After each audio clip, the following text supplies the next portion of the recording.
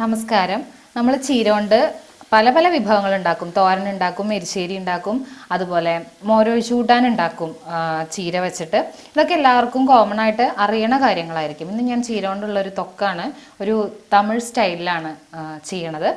അപ്പോൾ ഇതുവരെ കേൾക്കാത്തവരും ഉണ്ടാക്കി നോക്കാത്തവരും ഉണ്ടെങ്കിൽ ഒരു പ്രാവശ്യം ഒന്ന് ട്രൈ ചെയ്ത് നോക്കിക്കോളൂ. ഞാൻ പറയും ഒരു മസ്റ്റ് ട്രൈ ആയിട്ടുള്ള ഒരു വിഭവമാണെന്ന്. ഞാനിവിടെ ചുവന്ന ചീരയാണ് എടുത്തിരിക്കുന്നത്. നമുക്ക് പച്ചച്ചീര വേണമെങ്കിലും എടുക്കാം. തണ്ടൊന്നും ഒട്ടും കളഞ്ഞിട്ടില്ല കേട്ടോ. തണ്ട് പരമാവധി ചെറുതാക്കി നുറുക്കി തന്നെ തണ്ടും കൂടി ചേർത്തിട്ടാണ് എടുത്തിരിക്കുന്നത്. ഒരു കെട്ട് ചീരയുടെ പകുതി, അതായത് അരിഞ്ഞ ചീരയുടെ അളവ് പറയുകയാണെന്നുണ്ടെങ്കിൽ ഒരു 3-3.5 കപ്പ് അളവിൽ അരിഞ്ഞ ചീര. അത് നല്ലവണ്ണം വൃത്തിയാക്കി കഴുകിയതിന് ശേഷം ചെറുതാക്കി അരിഞ്ഞു വെച്ചിട്ടുണ്ട്. മിക്സിയുടെ ജാറിലേക്ക് വലിയ സവാളയാണെങ്കിൽ ഒരെണ്ണം, ചെറുതാണെങ്കിൽ 2 എണ്ണം. ഇനി അരിനെല്ലിക്ക വലിപ്പത്തിൽ പുളി. നെല്ലിക്ക വലിപ്പത്തിലൊന്നും എടുക്കരുത് കേട്ടോ, ചെറിയൊരു ഉണ്ട പുളി, കുറച്ച് പുളിയേ നമുക്ക് ആവശ്യമുള്ളൂ. ഇനി ഒരു 3-4 അല്ലി വെളുത്തുള്ളി. ഞാൻ സാധാരണ നമ്മൾ കാണിക്കുന്നതെല്ലാം പരമാവധി മസാല കുറച്ചിട്ടും വെളുത്തുള്ളി ഇല്ലാത്തതും അല്ലെങ്കിൽ ഉള്ളി ഉപയോഗിക്കാത്തതൊക്കെയാണ്. പക്ഷേ ഇത് ഒരു തമിഴ് റെസിപ്പിയാണ്. ഞാൻ അതുപോലെ ചെയ്ത് നോക്കി, എനിക്കത് ഇഷ്ടമായി. അതുകൊണ്ടാണ് ഞാൻ കാണിക്കുന്നത്. വെളുത്തുള്ളി തീരെ ഉപയോഗിക്കാത്തവരുണ്ടെങ്കിൽ വെളുത്തുള്ളി ഒഴിവാക്കിയിട്ട് ചെയ്ത് നോക്കൂ. 1 ടേബിൾ സ്പൂൺ കശ്മീരി മുളക് പൊടി. കശ്മീരി ആണെങ്കിലാണ് കേട്ടോ 1 ടേബിൾ സ്പൂൺ. എരിവുള്ള മുളക് പൊടി ആണെന്നുണ്ടെങ്കിൽ 1/2 ടേബിൾ സ്പൂൺ എടുത്താൽ മതിയാവും. 1 ടീസ്പൂൺ മല്ലിപ്പൊടി. ഇനി ഇത് 1-2 സ്പൂൺ വെള്ളം ഒഴിച്ചിട്ട് നന്നായിട്ടൊന്ന് അരച്ചെടുക്കണം. വെളിച്ചെണ്ണയല്ല, നമ്മൾ നല്ലെണ്ണയാണ് എടുത്തിരിക്കുന്നത്. 2 ടേബിൾ സ്പൂൺ നല്ലെണ്ണ, അതിലേക്ക് ഒരു 1/4 ടീസ്പൂൺ ഉലുവ, 1/2 ടീസ്പൂണോളം കടുക്. പൊട്ടിക്കഴിയുമ്പോൾ നമുക്ക് ഒരു തണ്ട് കറിവേപ്പിലയും 1 വറ്റൽമുളകും കൂടി ചേർക്കാം. നമ്മൾ അരച്ചു വെച്ചതും കൂടി ചേർക്കുകയാണ്. ഇത് പച്ചവാസന മാറുന്നത് വരെ ഒന്ന് ഇളക്കാം.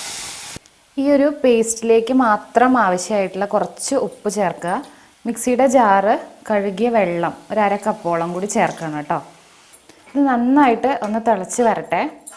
കുറേശ്ശെ നല്ലെണ്ണ മുകളിലായിട്ട് തെളിഞ്ഞു വരുന്ന സമയത്ത് നമ്മൾ അരിഞ്ഞു വെച്ചിരിക്കുന്ന ചീര ചേർക്കുകയാണ്.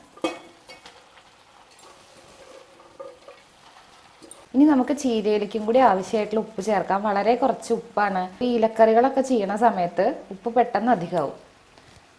ഇനി നന്നായിട്ട് ഇളക്കി യോജിപ്പിച്ചിട്ട് നമുക്കൊന്ന് അടച്ചു വെച്ചും കൂടി ഒരു 2 മിനിറ്റ് വേവിക്കണം. ചീര ഒരു 1/4 ഭാഗത്തോളം വെന്തിട്ടുണ്ട്. നമുക്കൊരു 1/2 കപ്പ് വെള്ളം കൂടി ചേർത്തിട്ട് നല്ല രീതിയിൽ ഒന്ന് വറ്റിച്ചെടുക്കാം. ഉപ്പ് ഇത്തിരി കുറവുണ്ട് കേട്ടോ, ഞാൻ കുറച്ചും കൂടി ഉപ്പ് ചേർക്കുകയാണ് ഈ സമയത്ത്. വെള്ളം നല്ലപോലെ വറ്റി തുടങ്ങിയിട്ടുണ്ട്. നമുക്കറിയാലോ, ഇത് നമുക്ക് ഷെൽഫ് ലൈഫ് വേണ്ട ഒരു സാധനമാണ്. അതുകൊണ്ട് തന്നെ കേടാവാതിരിക്കാൻ വേണ്ടിയിട്ട് പരമാവധി നല്ല രീതിയിൽ വെള്ളം വറ്റിച്ച് തന്നെ എടുക്കണം. ഒരു 1/2 ടേബിൾ സ്പൂൺ മുതൽ 1 ടേബിൾ സ്പൂൺ വരെ നല്ലെണ്ണ കൂടി നമുക്ക് അവസാനം ചേർക്കണം കേട്ടോ.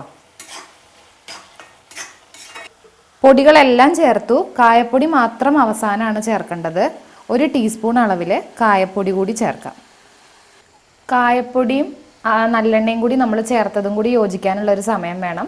പിന്നെ ഇതിൻ്റെ നമുക്ക് യാത്രയിലൊക്കെ കയ്യിൽ കരുതാൻ പറ്റിയ ഒരു വിഭവം കൂടിയിട്ടാണ് കേട്ടോ. കേട് വരാതിരിക്കും. എങ്ങനെയാണെങ്കിലും ഒരു 4-5 ദിവസമൊക്കെ ഇത് കേട് വരാതിരിക്കും, വെള്ളം ഒട്ടും ഇല്ലാതെ ഞാൻ ഈ പറഞ്ഞ രീതിയിൽ ചെയ്യുകയാണെന്നുണ്ടെങ്കിൽ.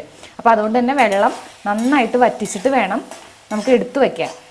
അപ്പം അല്ല, നമുക്ക് ഇന്നോ നാളെയോ ഒക്കെ ആയിട്ട് കൂട്ടി തീർക്കും എന്നുള്ളവരാണെന്നുണ്ടെങ്കിൽ ഒരുപാട് വെള്ളം വറ്റിച്ച് അതങ്ങനെ പ്രോപ്പറായിട്ട് ചെയ്യണമെന്നില്ല. അപ്പോൾ ഇത്രയേ ഉള്ളൂ. ഇനി ഇത് തണുത്തതിന് ശേഷം ഒരു ഗ്ലാസ് ജാറിലേക്ക് നമുക്ക് മാറ്റി വെക്കാം. 3-4 ദിവസം വരെയൊക്കെ എങ്ങനെയാണെങ്കിലും ഇത് ഉപയോഗിക്കുകയും ചെയ്യാം. ഇത് പ്രത്യേകിച്ച് ഒന്നും വേണ്ട കേട്ടോ കൂട്ടി ഉണ്ണാൻ വേണ്ടി. ഇത് മാത്രം മതി ഊണ് കഴിക്കാനായിട്ട്. അത്രയ്ക്ക് സ്വാദാണ്.